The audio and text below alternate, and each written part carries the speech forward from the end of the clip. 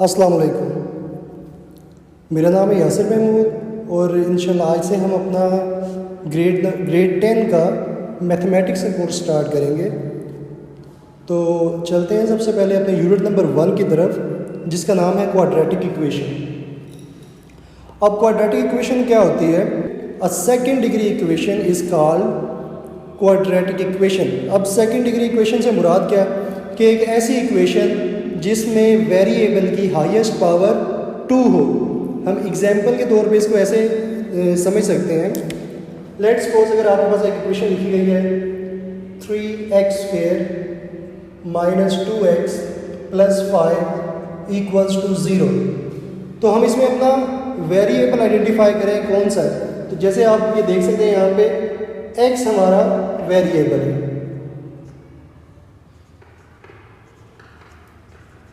अब इस वेरिएबल की पूरी इक्वेशन के अंदर हम देखेंगे कि हाईएस्ट पावर कितनी आ रही है। देखें यहाँ पे इसकी पावर 1 है और ये इस जगह पे इसकी पावर है 2। तो कोई भी ऐसी इक्वेशन जिसके अंदर हम ये देख सकें कि highest power of variable is 2, that equation is called quadratic equation. Journal इसकी जो सी टाइप है क्वाड्रेटिक इक्वेशन की, वो इस तरह से लिखी जाती है ax² + bx + c = 0। ये क्वाड्रेटिक इक्वेशन है, लेकिन एक कंडीशन के साथ कि इसमें a 0 नहीं होना चाहिए। a is not equal to 0। कोई भी आपसे अगर पूछे कि व्हाट इज़ क्वाड्रेटिक इक्वेशन, तो आप सिंपल इन 2 लाइंस के साथ इसको एक्सप्लेन कर सकते हैं। ax² + bx + c = 0 where a is not equal to 0। अब a नॉट इक्वल टू 0 क्यों कहा गया? क्योंकि अगर a की वैल्यू 0 होगी तो ये a को 0 रिप्लेस कर दें और साथ x² + bx + c = 0। तो जैसे कि आप सबको पता है कि कोई भी नंबर 0 से मल्टीप्लाई हो तो वो कैंसिल आउट हो जाता है, मतलब उसकी वैल्यू 0 ही है। तो क्या रह गया हमारे पास? bx + c = 0। तो यहाँ पे हाईएस्ट पावर 2 तो ख़त्म हो गई ना, तो जिसकी वजह से हमारे पास इक्वेशन क्वाड्रेटिक नहीं रही।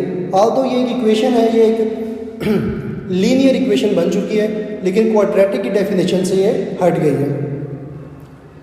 तो होप सो आपको स्टैंडर्ड फॉर्म इसकी समझ आ गई होगी और इक्वेशन को पहचानने का तरीका कि कौन सी इक्वेशन हमारे पास क्वाड्रेटिक होती है, ये आपको समझ आ चुकी होगी। चलिए फर्दर हम इसके बारे में कुछ जानते हैं।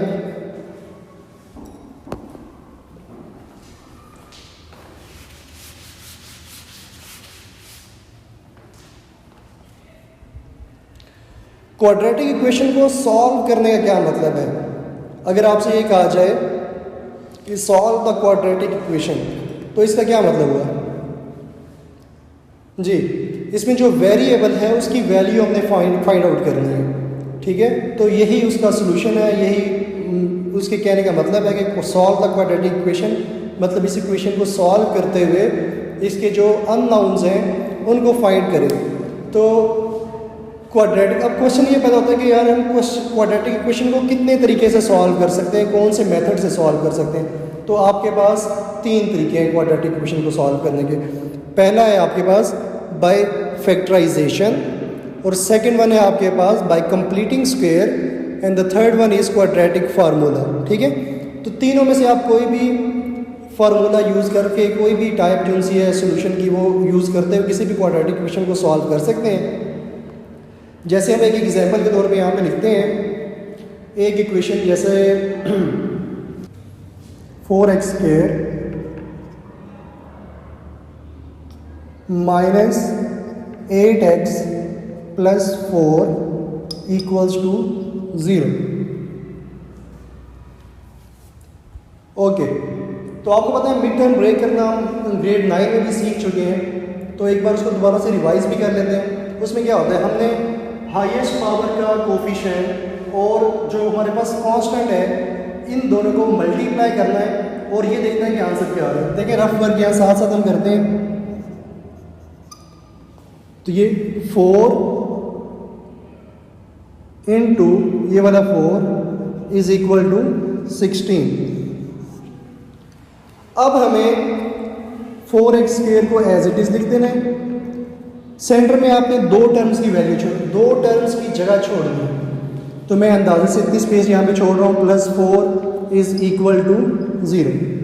ठीक है, अब ये जगह क्यों छोड़ी? इस जगह पे हमें ऐसे दो नंबर चाहिए जिनको मल्टीप्लाई करें तो हमारे पास 16 आ जाए, और अगर हम उनको ऐड करें तो हमारे पास आंसर ये मिड वाली टर्म आनी चाहिए, विच इज़ -8x। तो देखिए, अगर हम यहाँ पे रफ वर्क में चेक कर लेते हैं पहले, अगर -4 मल्टीप्लाई बाय -4 हो तो आपको पता है नेगेटिव और नेगेटिव, दो नेगेटिव जब भी मल्टीप्लाई होंगे तो प्लस का साइन आएगा, माइनस इंटू माइनस प्लस हो गया, 4 4s are 16। एक कंडीशन तो पूरी हो चुकी कि इन दो को भी मल्टीप्लाई करने से वही आंसर आ रहा है जो हमने पहले चेक किया था इन दोनों का प्रोडक्ट 16 के। लेकिन दूसरी कंडीशन भी पूरी होनी चाहिए कि इन दो नंबर्स को ऐड करने से ये मिडिल वाली टर्म भी आनी चाहिए, तो वो भी चेक कर लेते हैं। -4 प्लस -4 इक्वल्स टू, अब देखिए -4 प्लस इंटू माइनस, माइनस का साइन आएगा 4, दैट इज इक्वल टू -8। तो दोनों कंडीशंस पूरी हो गई ना हमारी, -8 भी आ गया और उन दोनों के प्रोडक्ट्स के साथ हमारे पास 16 भी आ गया। अगर ये दोनों कंडीशन पूरी होती हैं तो हम इन दोनों नंबर्स को, ये जो हम जगह यहाँ पे छोड़ चुके थे वहाँ पे रिप्लेस कर देंगे। -4 और वेरिएबल यही साथ यूज़ होगा x, और दूसरा वाला -4 इंटू x। ठीक है, ओके। अब हमने फर्स्ट टू टर्म्स को अलग कर लेना है और सेकंड टू जो से थर्ड और फोर्थ नंबर पे टर्म्स आ रही हैं इनको अलग कर लेना है। फर्स्ट टू में देखना है कॉमन क्या है हमारे पास, तो ये देखिए 4 कॉमन आ रहा है यहाँ पे, इन दोनों के अंदर 4 और साथ एक x भी कॉमन आ सकता है, तो बाकी क्या बच गया यहाँ पे x -1। ओके, इसके बाद यहाँ पे अगर तो प्लस का साइन है तो हम प्लस यहाँ पे लिखेंगे, अगर माइनस का साइन है तो माइनस ही लिखा जाएगा, माइनस लिख लिया। अब नेक्स्ट जो दो टर्म्स हैं इनमें देखते हैं कॉमन क्या चीज़ है, तो एक 4 है सिर्फ इसमें कॉमन, और कोई कॉमन चीज़ नहीं है, 4 को कॉमन लेते हैं, तो ये आ गया x। अब प्लस का साइन, लेकिन प्लस का साइन लिखने से पहले देखते हैं कि ब्रैकेट के बाहर कौन सा साइन यूज हुआ है, ये नेगेटिव साइन। जब भी आप ब्रैकेट के बाहर नेगेटिव साइन लिखते हैं तो ब्रैकेट के अंदर आने वाली हर टर्म का साइन चेंज होगा। इसी तरह से ये वाला साइन चेंज, माइनस और 4 1s are 4 इक्वल्स टू 0। इस स्टेप तक आते आते आपको पता चल चुका होता है कि हमारे पास क्वेश्चन उसकी क्या फॉर्म बन रही है, क्या वो हम ठीक कर रहे हैं या उसमें कोई गलती है। अगर तो इन दोनों ब्रैकेट्स के अंदर नंबर्स और साइंस दोनों सेम आ रहे हो तो आपको श्योर होना चाहिए कि हम क्वेश्चन ठीक डायरेक्शन में लेके चल रहे हैं। अब इस ब्रैकेट को दोबारा से कॉमन ले लिया जाएगा, x -1 इंटू 4x -4 equals to 0। Sorry, okay, ये दो फैक्टर्स बन चुके हैं जिनका प्रोडक्ट इक्वल टू 0 है। तो हम इस तरह से कह सकते हैं कि या तो x -1 इक्वल टू 0 होगा और 4x -4 इक्वल टू 0 होगा। इसी तरीके से आगे सॉल्व करते हुए हम x की वैल्यू फाइंड आउट कर लेंगे। x is equal to, negative था, राइट साइड में शिफ्ट किया, साइन चेंज हो गया, x is equal to 1। Same यहाँ पे भी काम होगा, 4x is equal to 4 and x is equal to 4 divided by 4 and 4 1s are 4, x is equal to 1 again. तो ये एक ऐसी इक्वेशन थी जिसके दोनों रूट्स हमारे पास 1 1 आए हैं। ठीक है, रिपीटेड रूट्स इनको बोला जाता है। जब दोनों x अपनी सेम वैल्यू रिपीट कर रहे हो तो इन रूट्स को बोला जाता है रियल एंड रिपीटेड रूट्स। तो ये तो एक मेथड हो गया फैक्टराइजेशन के मेथड से सॉल्व करने का। अब इक्वेशन यही रहेगी हमारी, लेकिन हम अपना मेथड चेंज कर देंगे। मेथड चेंज कर देंगे मतलब मैंने आपसे जैसे स्टार्ट में बोला कि 3 तरीके से हम किसी भी क्वाड्रेटिक इक्वेशन को सॉल्व कर सकते हैं। एक होता है हमारे पास by factorization, second one is by completing square and the third one is quadratic formula. तो अब हम दूसरे मेथड से सीखने जा रहे हैं क्वेश्चन को सॉल्व करना, जो कि है कंप्लीटिंग स्केयर का। तो आए कंप्लीटिंग स्केयर वाले मेथड की तरफ जाते हैं।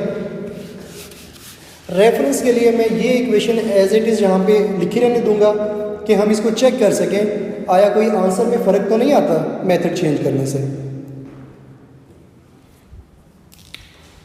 ओके, अगेन यही इक्वेशन लिखेंगे 4x² minus 8x plus 4 equals to 0। सबसे पहला काम जो करने का वो ये, x² का कोफिशिएंट क्या है 4, जो भी कोफिशिएंट होगा उस कोफिशिएंट के साथ हमें पूरी इक्वेशन को डिवाइड करवा देंगे। तो यहाँ पे मैं लिख रहा हूँ डिवाइडिंग द अबव इक्वेशन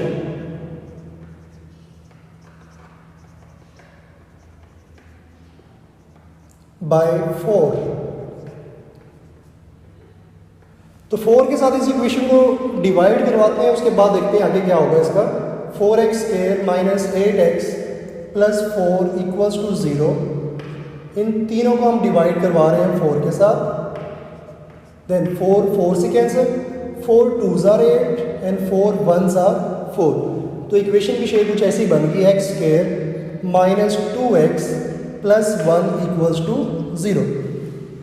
जब हम इस स्टेप में पहुंच जाएंगे, x² हमारा जो है उसके साथ कोफिशिएंट कोई नज़र नहीं आया अदर देन 1, कोई कोफिशिएंट नहीं है। फिर हम इस कांस्टेंट टर्म को शिफ्ट कर देंगे राइट साइड में। ये कुछ ऐसी शेप हो जाएगी, x² minus 2x equals to minus 1।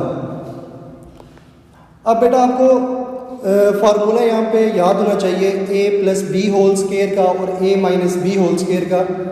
एक बार रिवीजन के लिए मैं यहाँ पे लिख देता हूँ 3 डॉट्स के साथ। a minus B whole square को हम लिख सकते हैं ना a² minus 2ab plus B square. तो कुछ ऐसी ही फॉर्म हमने बनानी है ताकि हम उसको क्लोज करके होल स्क्वायर में कन्वर्ट कर दें। तो यहाँ पे देखें, इसको मैं लिख सकता हूँ x का square minus 2 times x into. अब ऐसा कौन सा नंबर हो जो यहाँ पे हम लिख भी लें और इनको मल्टीप्लाई करने से यही टर्म आए 2x। देखिए ये ऑलरेडी 2x बन रहा है ना, 2 into x which is 2x। तो सिर्फ एक ही नंबर यहाँ पे आ सकता है जो कि 1 है, 2x इंटू 1। ये यूँ कह लें 2 1s are 2 into x again 2x। तो अब दोबारा मैं आपको 1 मिनट के लिए यहाँ पे ले चलता हूँ। देखें, फर्स्ट टर्म का स्क्वायर माइनस 2 फार्मूले का इनटू फर्स्ट टर्म, और ये वाली सेकंड टर्म को हमें रिप्रेजेंट करिए कि सेकंड टर्म हमारी क्या होगी, तो ये वाली टर्म। इसी तरह यहाँ से हमें पता चल गया कि सेकंड टर्म हमारी क्या है 1 है। तो क्योंकि हमारे पास सेकंड टर्म नहीं है, उसको लेकर आने के लिए हम ये लिखते हैं adding 1 square on both sides. इस इक्वेशन की दोनों साइड पे हम 1 का स्क्वायर पुट कर देंगे। तो ये हमारे पास क्वेश्चन कुछ ऐसे हो गया, x² minus 2 into X into 1 plus 1 का square is equal to minus 1 plus 1 का स्क्वायर। अब आप देखें क्या ये उस फार्मूला को सेटिस्फाई कर रहा है, x² minus 2x into 1 plus इसी 1 का स्क्वायर, यानी कि a² minus 2ab plus b square. तो जब भी ऐसी हमारे पास कोई एक्सप्रेशन लिखी हुई हो तो हम उसको क्लोज करें a minus B whole square वाले फार्मूले के अकॉर्डिंग। तो क्योंकि यहाँ पे a की जगह पे x है और b की जगह पे 1 है, तो इसको हम बिल्कुल ये लिख सकते हैं x minus 1 whole square. Right side पे देख लेते हैं क्या मामला है, माइनस 1 प्लस 1 का स्क्वायर अगेन 1। दोनों इक्वल नंबर्स हैं लेकिन इनके साइंस ऑपोजिट हैं, तो जिसकी वजह से ये कैंसिल होके 0 हो जाएंगे। Then x minus 1 whole square equals to 0। हम क्वेश्चन काफ़ी हद तक कंप्लीट कर चुके हैं, जस्ट 1-2 स्टेप अवे। तो सबसे पहले ये स्क्वायर ख़त्म किया जाएगा क्योंकि हमें x की वैल्यू चाहिए। तो हम यहाँ पे लिखते हैं taking square root on both sides. तो ये ऐसे हो जाएगा x माइनस 1 होल स्क्वायर का स्क्वायर रूट इक्वल्स टू 0 का स्क्वायर रूट। तो आपको पता है जब भी स्क्वायर और स्क्वायर रूट आपस में इकट्ठे आए तो कैंसिल हो जाते हैं, ये ख़त्म हो गए। तो आपके पास आ गया x माइनस 1 इक्वल्स टू 0 का स्क्वायर रूट इज़ अगेन 0। 0 का स्क्वायर रूट हमेशा 0 ही होता है, ठीक है। यहाँ से x की वैल्यू निकाल लें, x इज इक्वल टू, ये नेगेटिव इधर जाएगा +1। तो देखें दोनों केसेस के अंदर सेम आंसर है ना हमारे पास। तो ये था हमारे पास सेकंड मेथड जिसको हम बोलते हैं कंप्लीटिंग स्क्वायर। ठीक है, बाय कंप्लीटिंग स्क्वायर, सॉरी मैंने यहाँ मेंशन नहीं किया, मैं दोबारा लिख लेता हूँ, बाय कंप्लीटिंग स्क्वायर मेथड।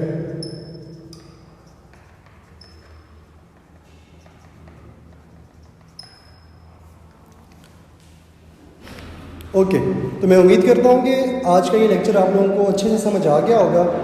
अगर आपका कोई भी इशू है कि कोई बात अगर आपको समझ नहीं आई तो आप हमें नीचे कमेंट सेक्शन में बताएं। इंशाल्लाह हम ज़रूर आपके क्यूरीज को सॉल्व करने की पूरी कोशिश करेंगे। ठीक है, ओके। अब मैं एक तरफ होता हूँ ताकि आप इसका स्क्रीनशॉट ले सकें और बाद में इसको चेकआउट कर सकते हैं और इसके साथ आप डिफरेंट एग्जाम्पल्स को खुद ट्राई कर सकते हैं। थैंक यू, अल्लाह हाफ़िज़।